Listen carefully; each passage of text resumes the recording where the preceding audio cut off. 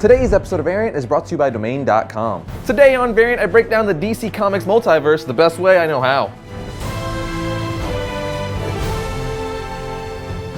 Welcome to Variant, where we love comics more than I love wearing superhero t-shirts. I'm your host, Arris Quinones. With DC Comics Convergence event on its way, actually next week, and Grant Morrison's Multiversity comic already in full swing, I figured this was the perfect time to break down and explain what DC's Multiverse is all about.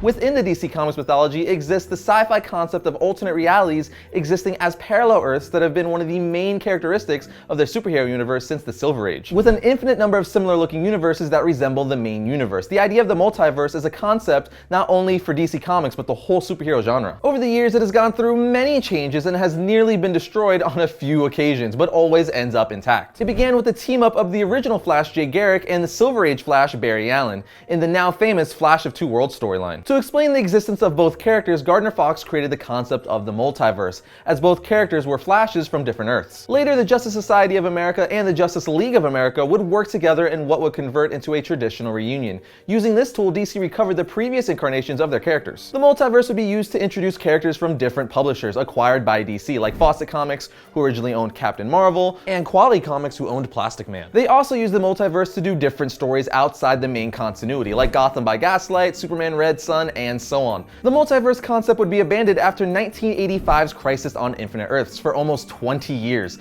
The characters from different Earths now live together in a clustered Earth, and it changed a lot of their concepts. Despite that, however, the alternate universe continued popping up in some fashion or another, with Elseworlds tales, imaginary stories, alternate timelines, or dreamed realities, with a lot of them resembling previous alternate worlds. So the Gotham by Gaslight story and the Superman Red Son story, which I just mentioned, would fall under this Elseworlds category. Geoff Johns would eventually give us a glimpse of the multiverse again in the Infinite Crisis storyline. The storyline was a sequel to DC's 1985 limited series Crisis on Infinite Earths. It revisited characters and concepts from the earlier Crisis, including the existence of DC's multiverse. Some of the characters featured were alternate versions of comic book icons, such as an alternate Superman, who came from a parallel universe called Earth 2. After this, the Weekly 52 series brought the concept back in proper fashion, with a multiverse of 52 unexplored universes that strongly resembled the original ones from before the Crisis, but included other ones as well. And as fate would have it, everything changed once again at the end of the Flashpoint storyline, which formed DC's New 52 reboot. Changing the multiverse yet again. This time, the main Earth, which was rebranded as Prime Earth by co-publisher Dan DiDio, was merged with the Wildstorm universe and the Vertigo universe. Also, Earth 2 was radically different, with some of the Golden Age characters transformed into a younger generation of heroes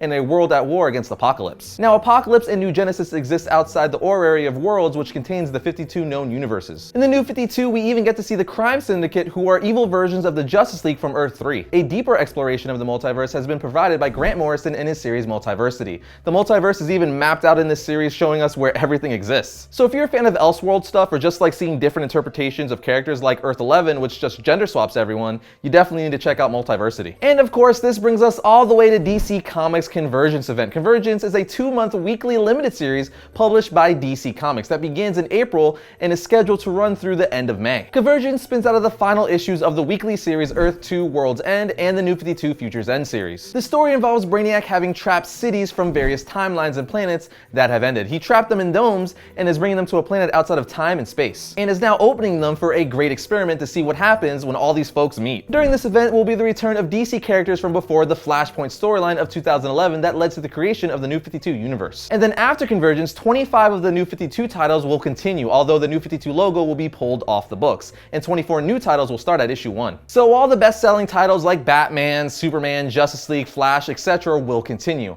As for some new titles, we'll be getting a Batman Beyond series, a Cyborg comic, a Justice League of America comic, Martian Manhunter, and so on. And that, my friends, is my very brief summary of DC Comics Multiverse and what's going on with DC's Convergence. I could have gone into way more detail, but for the sake of not making this episode a ball of confusion, I summed it up for you guys in a nice little bite-sized, easy-to-consume manner.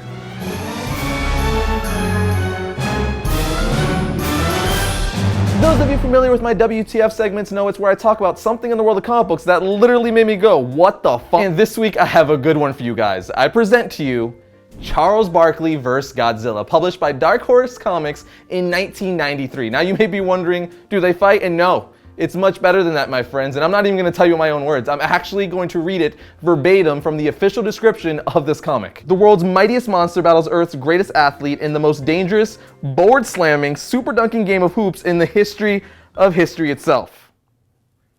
You will always remember where you were and what you were doing the fateful day Godzilla met Charles Barkley. I highly doubt that. So if you didn't catch that, Godzilla and Charles Barkley play a game of basketball with one another. What? There was even a Nike commercial that had the two of them playing basketball together and everything. Now, given this comic was done not taking itself too seriously, but no matter how you look at it, it's definitely a WTF moment in comic books. When you buy a domain name from domain.com, you get the power to influence and control what people find when they search for you online. No domain extension will help you tell your story like a .com or .net domain name. Domain.com is affordable, reliable, and easy to use. The guys at domain.com gave Variants an awesome offer. Get 15% off domain.com's already affordable domain names and web hosting when you use the coupon code VARIANT at checkout. So when you think domain names, think domain.com.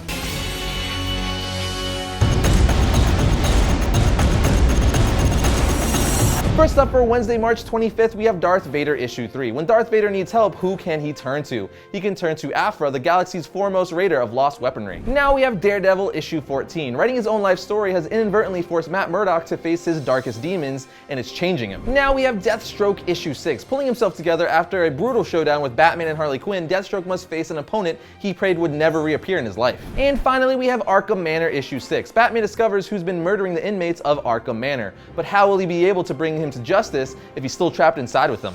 And that brings another episode of Variant to a close. But remember, next week starts Variant's Marvel Month, and we're kicking it off with a History of Avengers episode. But watch the beginning of last week's episode where I explain what Marvel Month is in greater detail. As always, you can like our Variant Facebook page to keep up with the show and all things comic related. You can also follow me on Twitter at twitter.com/Arris_Quiñones. But I will see your faces next week when I talk about all things comics, or more specifically, the Avengers. My favorite DC Comics story would have to be Batman Zero Year. I just thought that it was a really original take on the character. I'd have to say my favorite DC comic book of all time would have to be The Flash Rebirth. Such a great story and the art is just amazing. A tie between Green Arrow Longbow Hunters and DC's New 52 Shazam. How's it going, Arris? Gotta tell you that my personal favorite DC storyline is, and always will be, Batman, The Long Halloween.